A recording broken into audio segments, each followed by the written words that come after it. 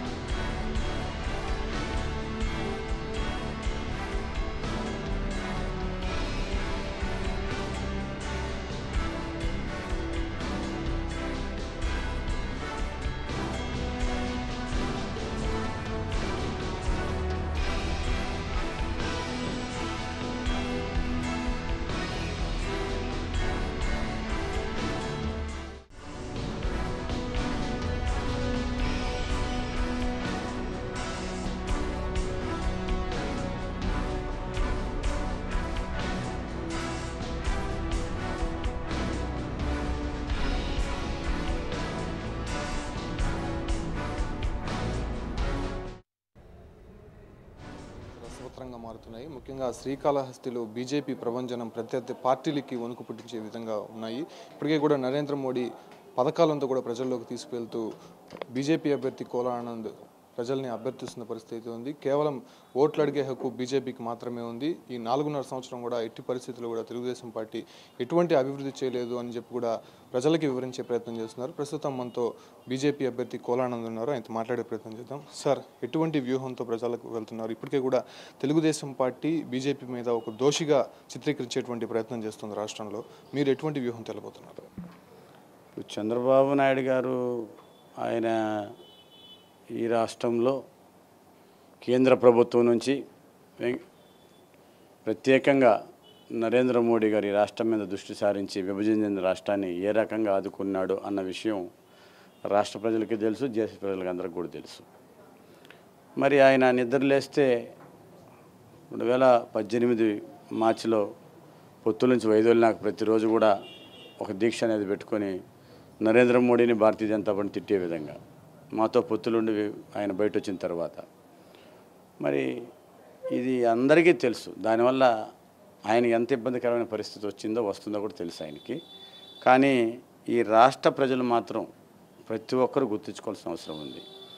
ఈ రాష్ట్రంలో నరేంద్ర మోడీ గారు చేపట్టినటువంటి పథకాలు నేరుగా ప్రజలకి, అదేవిధంగా ఇల్లులు కావచ్చు, 24 గంటల కరెంటు కావచ్చు, మరి వెంకయ్యనాయుడు గారు మంత్రిగా ఉంటే కేంద్ర ప్రభుత్వం నుంచి రావాల్సినటువంటి కేంద్ర ప్రభుత్వ సంస్థలన్నీ కూడా పూర్తిగా రావడం జరిగింది. ఏదైనా ఒకటి కేంద్ర ప్రభుత్వం ప్రకటించి ఫస్ట్ ఆంధ్ర రాష్ట్రానికి ఉంటుంది. ఆ రకంగా ఈ రాష్ట్రాన్ని ఆదుకోవడం జరిగింది. 12 లక్షల ఇల్లులు ఈ రాష్ట్రానికి ఇవ్వడం జరిగింది. మరుగుదొడ్లు ఇవ్వడం జరిగింది. ఐట్లో కూడా స్కామ్ చేసుకొని తిన్నారు వీళ్ళు, మరుగుదొడ్లు కూడా. మరి పోలవరం జాతీయ ప్రాజెక్ట్ని రాష్ట్రానికి ఇస్తున్నాం. ఇవన్నీ కూడా నరేంద్ర మోడీ గారు ప్రత్యేకమైన శ్రద్ధ చేసుకుని ఈ రాష్ట్రాన్ని అభివృద్ధి చేశారు. చంద్రబాబు నాయుడు గారు ఈ రాష్ట్రంలో బలమైనటువంటి శక్తిగా భారతీయ జనతా పార్టీ ఏర్పడుతోందని తెలిసి ఆయన మమ్మల్ని, మా పార్టీని బదనాం చేసే విధంగా మా మీద ఒక దుష్ప్రచారం చేసుకుంటూ మా పార్టీని అణగదొక్కాలనే ఉద్దేశంతోనే ఆయన ఈ నిర్ణయం తీసుకోవడం జరిగింది. అది అందరికీ తెలుసు. అయినా కూడా ప్రజలందరూ కూడా ఆలోచిస్తున్నారు. నరేంద్ర మోడీ నాయకత్వాన్ని ఈ దేశం కోసం, ఈ రాష్ట్రం కోసం కూడా ప్రజలందరూ కూడా కన్నా లక్ష్మణ్ గారి నాయకత్వంలో ఆయన అధ్యక్షుడైనప్పటి నుంచి ఇప్పటి వరకు కూడా నిర్విరామంగా రేయింబగుళ్ళు మరి అదే పనిగా ఈ రాష్ట్రంలో చంద్రబాబు నాయుడు మమ్మల్ని ఏ రకంగా ప్రచారం చేస్తున్నారు మా మీద, ఈ రాష్ట్రానికి ఏమి ఇచ్చాము, ఎన్ని లక్షల కోట్లు ఇచ్చాము ఆంధ్ర రాష్ట్రానికి అన్న ఉద్దేశంతో కూడా ప్రజలకు అందరూ వివరించే విధంగా ఈ రాష్ట్రం అంతా తిరగడం జరిగింది. ప్రతి నియోజకవర్గాన్ని తిరగడం జరిగింది. కన్నా లక్ష్మణ్ గారు అదే కార్యక్రమంలో ఉన్నాం. ప్రజలందరూ కూడా మమ్మల్ని నమ్ముతూ ఖచ్చితంగా మీరు ఒకటి ఆలోచించాలా. ఇప్పటి వరకు పొత్తులను పెట్టుకొని మేము చాలా నష్టపోయినటువంటి పరిస్థితులు పార్టీ రాష్ట్రంలో. మరి ఇప్పుడు పొత్తులు లేదు. మా రాష్ట్రంలో ఉన్న నాయకులు, కార్యకర్తలు అందరూ కూడా ఈ రాష్ట్రంలో 175 నియోజకవర్గాలకి పోటీ చేయడం జరిగింది. ఇంక వేరే పార్టీలు చేయగలుగుతాయా? చేయలేవు. పోటాపోటీగా టికెట్ల కోసం దరఖాస్తు చేసుకోవడం జరిగింది. 25 పార్లమెంట్ స్థానాలకి ఈరోజు అభ్యర్థులు రావడం జరిగింది.